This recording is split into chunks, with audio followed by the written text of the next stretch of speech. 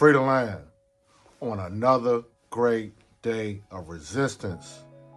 Today, I'm taking you to the Caribbean islands of Barbados, where I'll be commemorating the freedom fighters, the enslaved peoples who fought back against the British Empire on the island of Barbados, April 14th to April 16th, 1816, where the great freedom fighter, Bussa from the Igbo people, along with the Queen Nanny, King Wilshire, Dick Bayley, and another leader by the name of Johnny, will lead over 400 enslaved peoples, African peoples, Creole peoples, and indigenous peoples against the British Empire on the island to smash the capitalist system of slavery.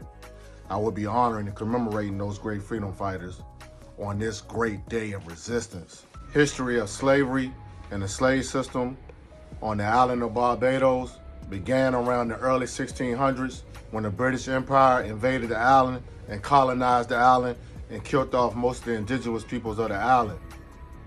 The early history of the British takeover of the island is said to be the first black slave society of the British Empire, where it was the harshest on plantations across the island.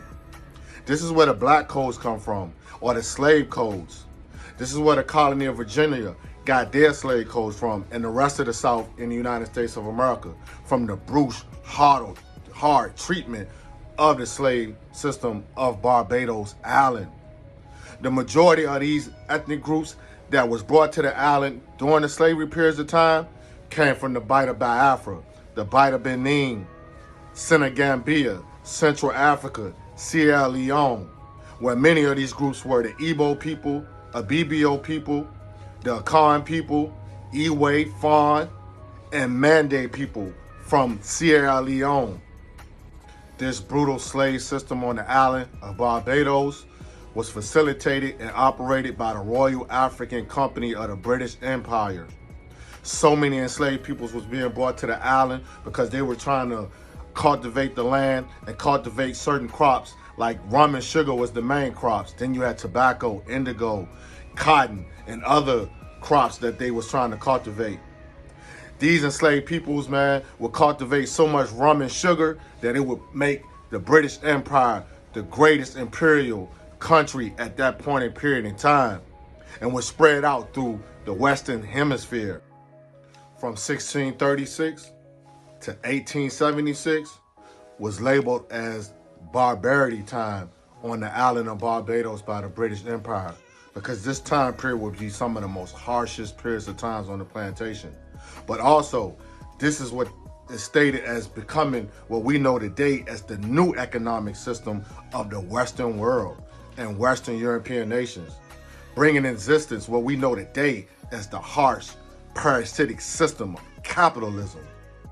So when the British Empire started to accumulate mass amounts of wealth, they brought into existence and signed into existence in 1661 a slave law that would reinsure that these enslaved Africans would be lifelong chattel, lifelong investments to protect their investments, where they would take black bodies and land and make them become one economic system of exploitation that would create generational wealth for the kings and queens of the English-British Empire.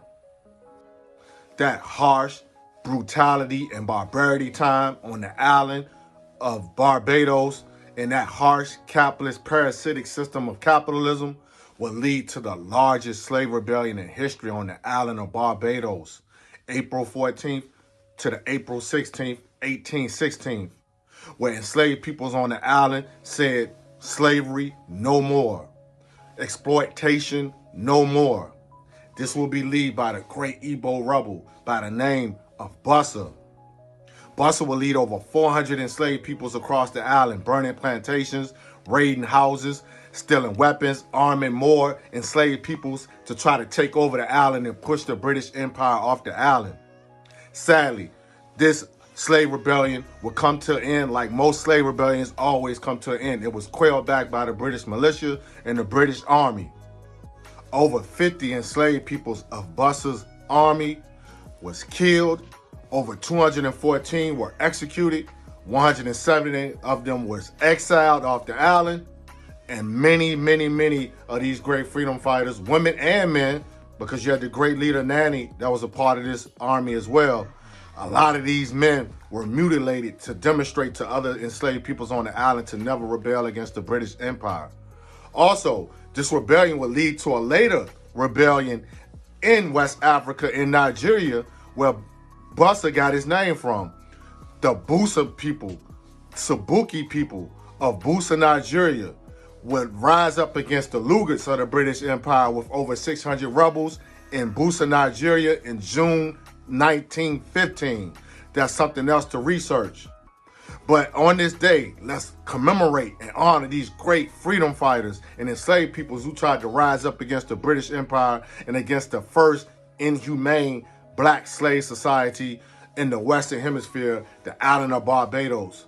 Barbados would later remove themselves and gain independence and become a republic in 2021, releasing themselves of the Queen's conquering nature in the British Empire. So on this day, we salute them. May their revolutionary spirits live forever and free the land by any means necessary.